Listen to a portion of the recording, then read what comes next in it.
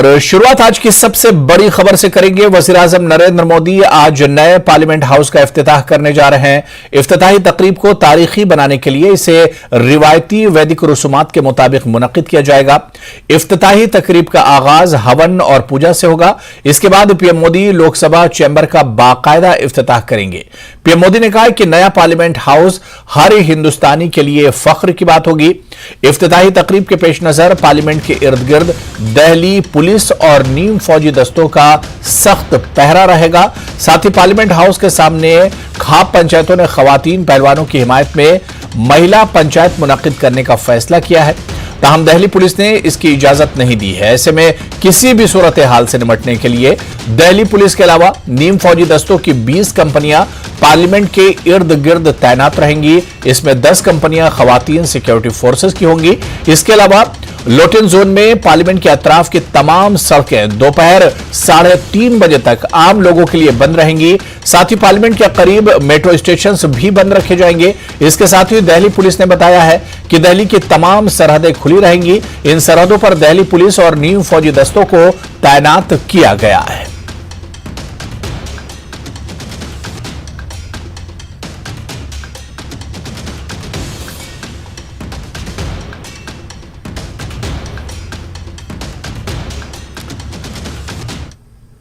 चलिए एक और बड़ी खबर। जिला कुलगाम में मेला खीर भवानी के सिलसिले में तमाम तर तैयारियां मुकम्मल हो गई, जबकि श्रद्धालुओं की खासी तादाद माता के स्थापन वाक़े देवसर और मंजगाम कुलगाम पहुंच गए हैं। अकीदतमंदों में काफी जोशो खरोश पाया जा रहा है और मौसमी हालात के बावजूद खीर भवानी मेले को निहायत आस्था से मनाने की तैयारियां जारी हैं।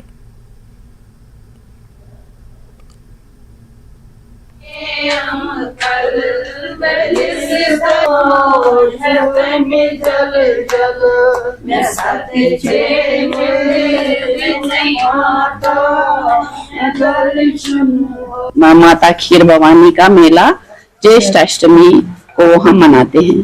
हम यहाँ प्रसाद बना रहे हैं, लड्डू बना रहे हैं। हवन के लिए हम ये एक गणेश पक्षा करते हैं हवन में, उसके लिए हम ये लड्डू भोग चढ़ाते हैं।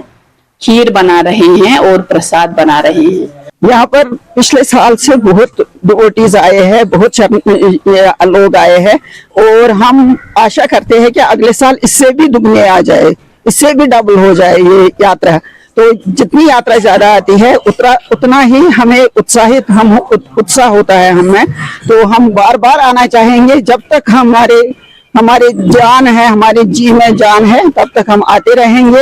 अरेंजमेंट भी बहुत अच्छे, डिस्ट्रिक्ट एडमिनिस्ट्रेशन ने बहुत अच्छे इंतजाम किए। हर महकमा यहाँ पर आया, बहुत सारे अच्छे महकमे, पावर वालों का, बिजली का, पानी वालों का, आरएनबी, सब डिपार्टमेंट जितने भी अच्छे इंतजाम किए। रेवेन्यू डिपार्टमेंट, एसडीएम साहब का, उनके हम शुक्रगुजार हैं। खास इंतजाम लग रहे हैं, बहुत सारे खास इंतजाम, पिछले साल से ज्यादा इंतजाम लगे हैं। चलिए आगे बढ़ेंगे। महाराजा हरि सिंह की बहू डॉक्टर रितु सिंह सुचेतगढ़ एक्ट्राय पोस्ट पहुंची और वहां मौजूद सयाहों से भी मुलाकात की। इसके बाद डॉक्टर रितु सिंह ने एक प्रोग्राम के दौरान इलाके के शहीद फौजियों और अफसरों के अहले खाना से भी मुलाकात की और शहीदों को खिराज अकीदत पेश करने के साथ शहीदों के अहले खाना के साथ खाना भी खाया।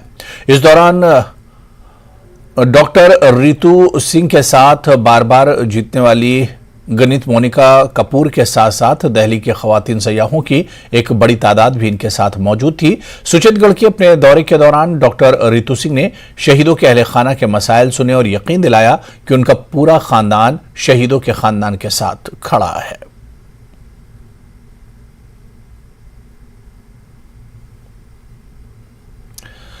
पुंछ जिले की तहसील बंडी में Hindustan Pakistan line of control पर वाक़े हायर सेकेंडरी स्कूल के तलबा के साथ एक खुसूसी करियर काउंसलिंग सेशन का एहतमाम किया गया। Anwar Khan principal model higher secondary school Sawjian Poonch की रहनुमाई और निगरानी में यह प्रोग्राम मुनक्किद किया गया। मोहम्मद अमीन प्रिंसिपल हायर सेकेंडरी स्कूल अढ़ाई मेहमान खुसूसी थे। हायर सेकेंडरी सतह पर मज़ामीन के इंतखाब के हवाले से तलबा के साथ एक खुसूसी मुलाकात का सेशन मुनक्किद किया गया। सेकेंडरी क्लासेस के तलबा के साथ डिक्शनरी के इस्तेमाल पर पावर पॉइंट प्रेजेंटेशन का इनेकाद किया गया।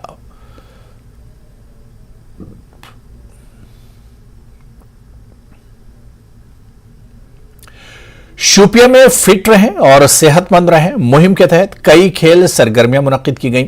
तलबा को सेहतमंद और तंदुरुस्त रहने के लिए वर्जिश की अहमियत के बारे में आगाही दी गई। तलबा को मशवरा दिया गया कि वो खुद को मंशियात से दूर रखें।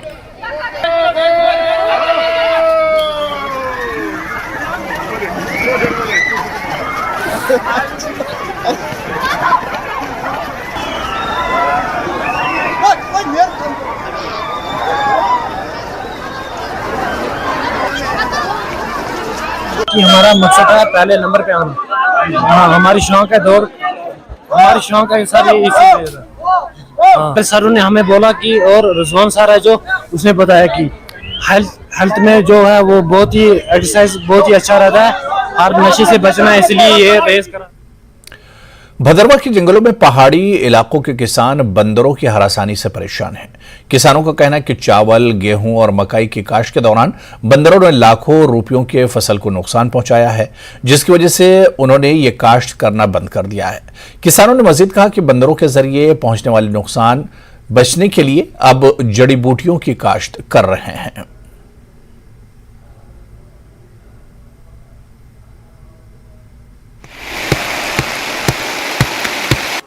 इससे उम्मीद ये है कि जो हमने मकई लगाते थे, हमारे दाद परदादे मार कर यहाँ गुजरे हुए हैं, वो उनसे भी फायदा कुछ नहीं हुआ। अब हमने चंबा में दौर लगाया कि हमने देखा वहाँ लोग जड़ी बूटी लाकर अपने खेतों में शुरू कर देते और इससे लोगों को काफी राहत और फायदा हो जाता है।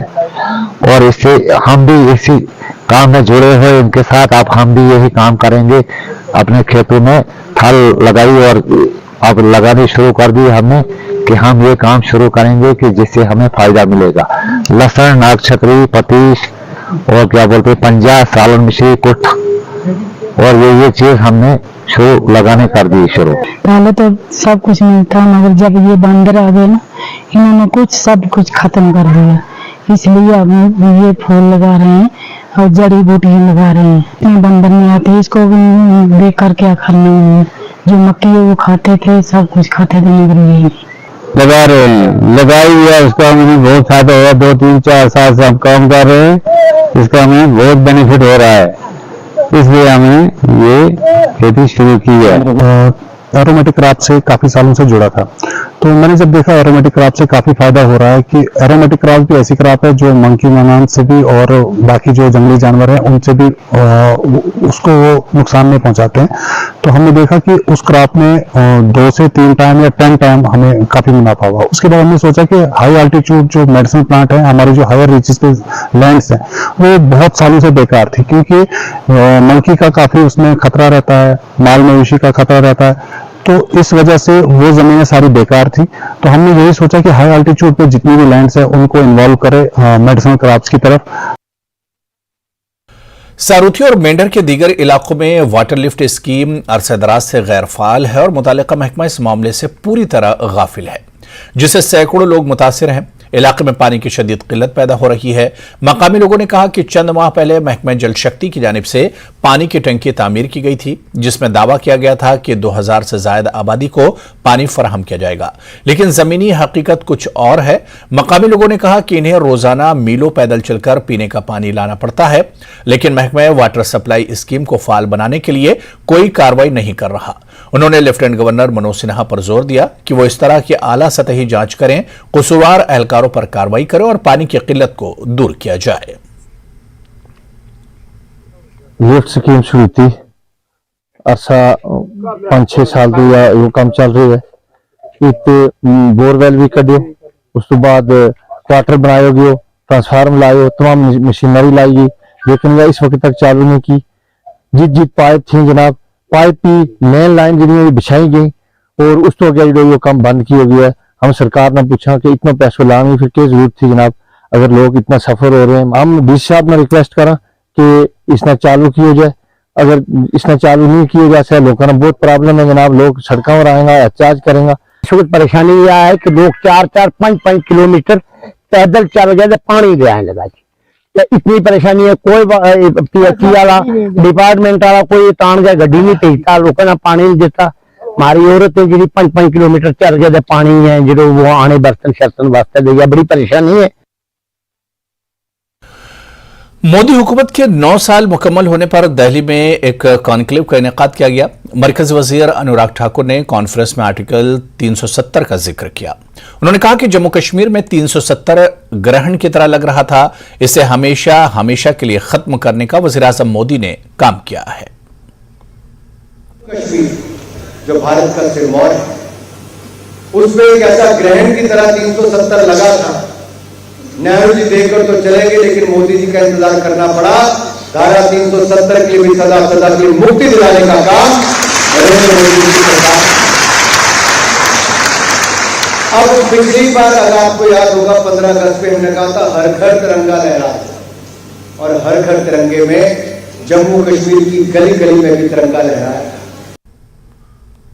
चलिए यहां पर रुकेंगे फिलहाल छोटे से ब्रेक के लिए।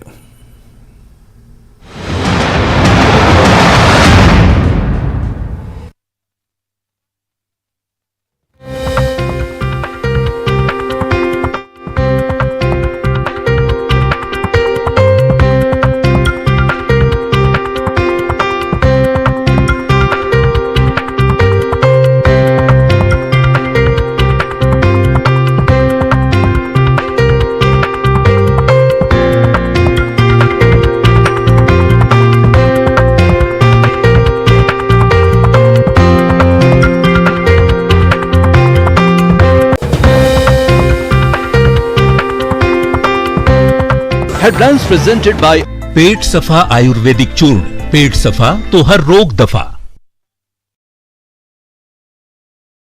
गिरने से 3 लोगों की मौत। मृतकों की पहचान पप्पू कुमार, साजन कुमार और राजेश कुमार के रूप में हुई। एनआईए ने यासिन मलिक को फांसी देने के लिए दिल्ली हाईकोर्ट से की मांग। एनआईए की याचिका पर सोमवार को होगी सुनवाई। यासिन मलिक 2017 के टेरर फंडिंग मामले में उम्र कैद काट रहा है। आज दिल्ली में सुबह 11 बजे नीति आयोग की होगी बैठक। प्रधानमंत्री नरेंद्र मोदी और नीति आयोग की गवर्निंग काउंसिल की बैठक की करेंगे अध्यक्षता। उपराज्यपाल मनोज सिन्हा और अरुण कुमार मेहता लेंगे बैठक में हिस्सा। बैठक में लद्दाख के एलजी भी होंगे शामिल। किश्तवाड़ पुलिस को मिली है बड़ी कामयाबी। हिजबुल मुजाहिदीन का आतंकी मोहम्मद यूसुफ चौहान गिरफ्तार। चीनी ग्रेनेड बरामद। सेना और पुलिस ने ज्वाइंट ऑपरेशन चलाया।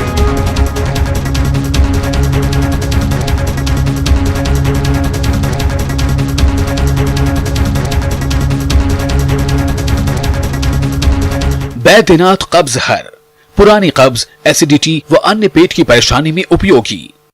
हेडलाइंस प्रेजेंटेड बाय पेट सफा आयुर्वेदिक चूर्ण। पेट सफा तो हर रोग दफा।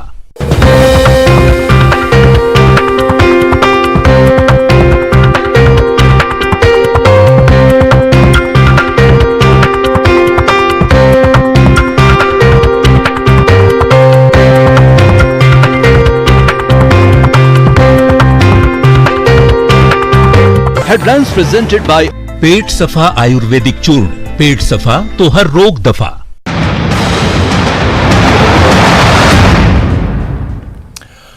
चलिए आगे बढ़ेंगे। बहुत से स्टेक होल्डर्स जैसे हैंडलूम और दस्तकारी के मुख्तलिफ पेशों से ताल्लुक रखने वाले कारीगर या ज़ाफ़रान के ताजिरों को G20 के इन मंदूबीन से बहुत उम्मीदें हैं, जिन्होंने कश्मीर में कामयाब G20 इवेंट मुकम्मल होने के बाद इनके स्टोर्स का दौरा किया। ये छोटे कारोबारी मालिकान और कारीगर समझते हैं कि हिंदुस्तान के G20 की सदारत संभालने के बाद से पैसे का जो बहाव बढ़ा है, इससे मकामी मईशत मजबूत होगी और आलमी सतह पर कारीगरों के काम को फरोग मिलेगा।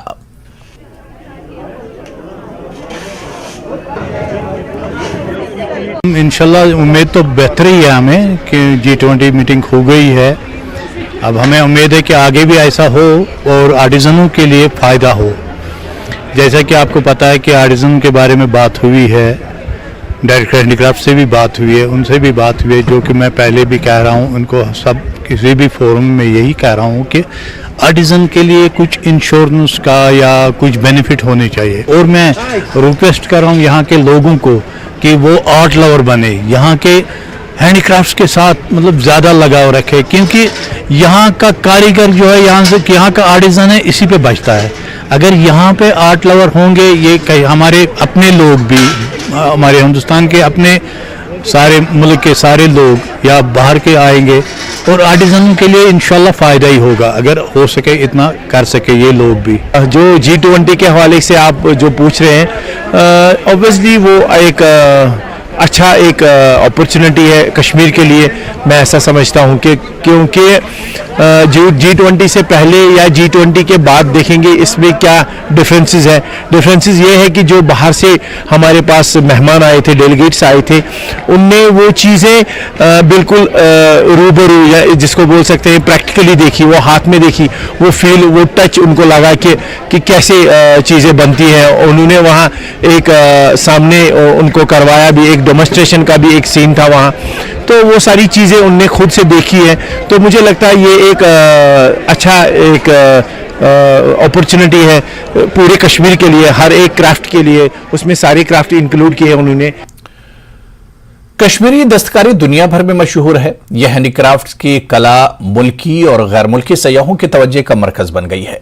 काफी तादाद में सयाह कालीन बाफी के अलावा दीगर दस्तकारी को देखने के लिए मुख्तलिफ मकामात पर जाते हैं और इन यादों को अपने जहनों में कैद करते हैं। पेश गुलबर्ग से हमारे नुमाइंदे मुनीर हुसैन हुर्रा की यह खास रिपोर्ट।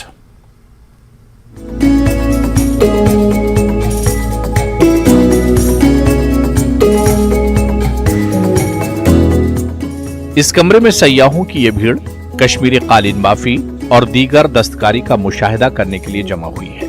जी हां, कश्मीर की दस्तकारी हर एतबार से दुनिया भर में मशहूर है, चाहे कानी, पश्मीना शॉल हो या कालीन बाफी।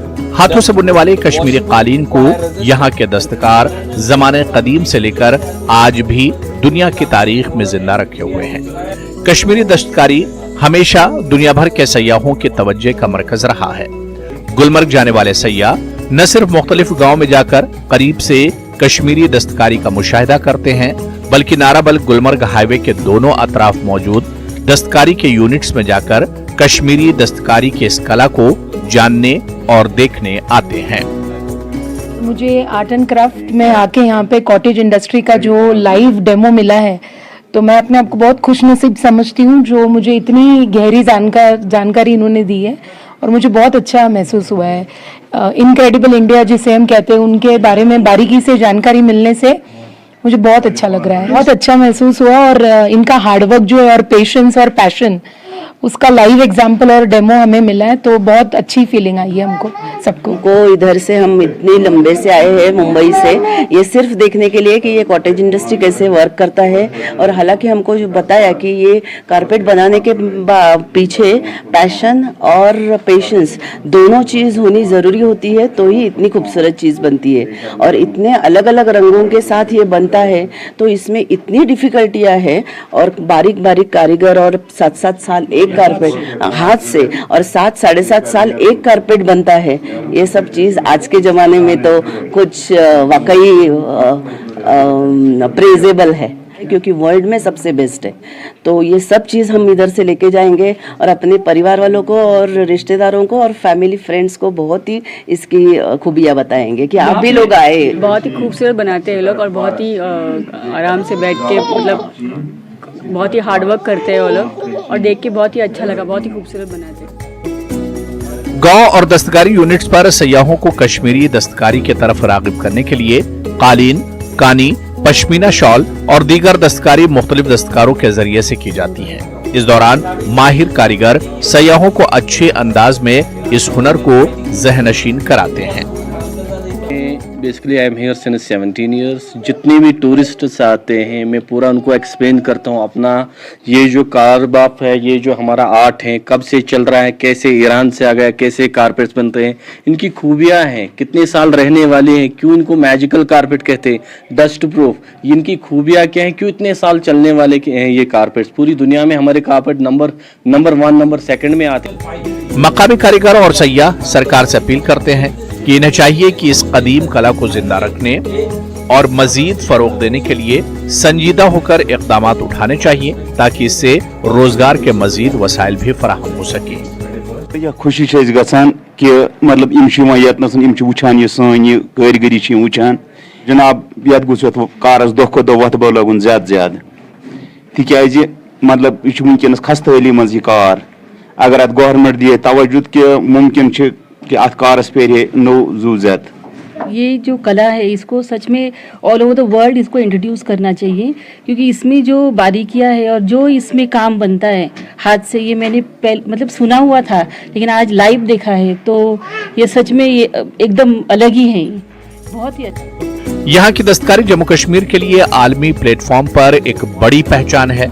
मिशन यूथ के तहत जम्मू और कश्मीर के सयाती गांव के नेटवर्क ने देही सयाहत के ख्याल को मुतारिफ कराने में मदद की है। इस इक़दाम ने मशहूर तारीखी, दिलकश, खूबसूरती और सकाफती अहमियत के हामिल गांव को सयाहती गांव में तब्दील कर दिया है, जिससे नौजवानों की क़यादत में पायदार सयाहत, कम्युनिटी एंटरप्रेन्योरशिप को भी फरोग हुआ और देही इलाकों में लोगों को बाइख्तियार बनाने की कोशिश की जा रही है। जरूरत है कि इस विरासत को जिंदा रखा जाए। काफ़ी का काम सदियों पुराना यहाँ पे कश्मीर में रहा है और अब इस हुनर और इस कारीगरी को ज़िंदा रखने की ज़रूरत है। जिस तरह मेरे पीछे आपने देखा है कि किस तरह सयाह जो है वो काफ़ी खुशी से यहाँ पे आते हैं और कश्मीरी जो एक कारीगरी है उसको देखने की और उसको यानी दुनिया के सामने और अपने मुल्क के सामने दिखाने की यानी कोशिश करते हैं कि किस तरह यहाँ के लोगों के हाथों की कारीगरी है। और ज़रूरत है इस बात की सरकार को भी इक़दाम उठाने की ज़रूरत ताकि इसको फिर से ज़िंदा किया जाए, रिवाइव किया जाए है और इसको वुसअत देने की ज़रूरत है। न्यूज़ 18 जम्मू कश्मीर के लिए मैं मुनीर हुसैन। आगे बढ़ेंगे। तराल में खानकाह फैज पनाह के सहन में महकमा सेहत ने साल 2017 में एक कैफेटेरिया पर काम शुरू किया था। ताहम अभी तक कैफेटेरिया का काम मुकम्मल नहीं हुआ है, लेकिन कैफेटेरिया के सामने महकमा सेहत की जानिब से नस्ब बोर्ड पर 2022 में ही कैफेटेरिया का काम मुकम्मल दर्ज किया गया है, लेकिन जमीनी सतह पर कैफेटेरिया का काम मुकम्मल नहीं हुआ है। जो काम किया गया है और वो दिन ब दिन खराब हो रहा है, जिस पर मकामी आबादी ने महकमे के खिलाफ सख्त नाराजगी का इजहार किया है। लोगों ने जल्द अज जल्द कैफेटेरिया का काम मुकम्मल करने की सरकार से मांग की है।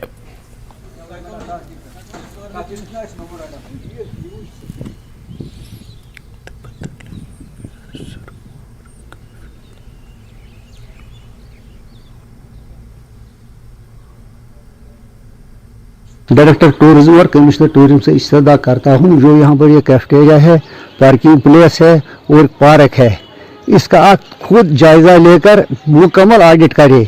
6 सालों में एक क्यों मुकम्मल नहीं हुआ है, जबकि 2017 में इसके लिए गवर्नमेंट ने पैसे अलॉट किए थे, रिलीज हुए थे, अलॉटमेंट रिलीज हुई थी, तो आज तक ये क्यों नहीं कम्प्लीट हुए। और यहाँ पर जो बोर्ड लिखा है ये लोगों को धोखा देने के लिए है। आपने तो खुद देखा यहाँ कैफेटेरिया तो इनकम्प्लीट है और जो पार्किंग प्लेस है वो भी इनकम्प्लीट है। उसकी जो प्लानिंग है वो भी गिर रही है धीरे धीरे। इसकी जो खस्ता हालत है वो इसकी जिम्मेदार गवर्नमेंट है। यहाँ आदमी हर एक देख सकता है कि यहाँ कल बड़ा दिन होगा इस स्थान का ज़ियारत का, उसके लिहाज से भी ये कंप्लीट होना चाहिए जल्द से जल्द। अभी यही है गवर्नमेंट से कि फौरन इसको कंप्लीट किया जाए, क्योंकि उन्होंने कहा था कि हमने ये जून में ही कंप्लीट किया है। अभी ये इनकम्प्लीट सब कुछ है, आपने खुद देखा होगा, यहाँ आपने उसका फोटो भी उठाया होगा, आपने देखा होगा कि ये पूरा इनकम्प्लीट है। इसकी खिड़कियाँ भी खस्ता हालत में बनी हुई हैं। अब गवर्नमेंट से अपील है कि जल्द से जल्द। चलिए आगे बढ़ेंगे। किसान स्मारक प्रोग्राम के तहत आलू नामी गाड़ी को पामपोर से तहसीलदार ने हरी झंडी दिखाकर रवाना किया। ये गाड़ी गांव-गांव में जाकर किसानों को हॉलिस्टिक एग्रीकल्चर स्कीम के हवाले से जानकारी फराहम कर रही है और मौके पर ही किसानों की रजिस्ट्रेशन की जा रही है, जिस पर किसानों ने एलजी इंतजामिया का शुक्रिया अदा किया है। सुबह सवेरे इसको तहसीलदार पामपोर ने फ्लैग ऑफ किया। उसके बाद हम जितने भी पामपोर के गाँव में हम गए, गाँव में घर घर गए हैं। इस व्हीकल का आला का मकसद है जो agriculture holistic development mission launch किया है यहाँ के लेफ्टिनेंट गवर्नर साहब ने, उसमें 5,1300 करोड़ रुपए है खर्च करना है किसानों पे आने वाले 5 सालों में। तो जो उसमें एक किसान संपर्क अभियान एक चल रहा है हर एक पंचायत में। तो आलम का मकसद यह है कि जो किसान आज पंचायत में नहीं पहुंच पा रहे किसी बिजी शेड्यूल की वजह से, क्योंकि उसको घर में अब काम है, अभी पनीर लगा रहे हैं हम, अभी सरसों काट रहे हैं हम, मटर उठा रहे हैं या दूसरे काम उसमें हम फील्ड में भी बिजी हैं। तो आलम का मकसद ये जो व्हीकल है हम डायरेक्ट उनकी फील्ड में जाते हैं, वहाँ पे उनको ऑन द स्पॉट रजिस्ट्रेशन भी करते हैं। जो स्कीम एलजी साहब ने की है किसान संपर्क अभियान, बहुत अच्छी स्कीम है। यहाँ बेरोजगारी बहुत है, 100% इस पे सब्सिडी आती है। ये जो नौकरी के पीछे भागते हैं उनके लिए ये बहुत अच्छा है। इस पे से नौकरी कुछ नहीं है। ये बहुत अच्छा सेटअप उठाया एलजी साहब ने। हम एलजी एडमिशन का बहुत शुक्रगुजार है। तो चलिए इस बुलेटिन में भी फिलहाल इतना ही। आदाब।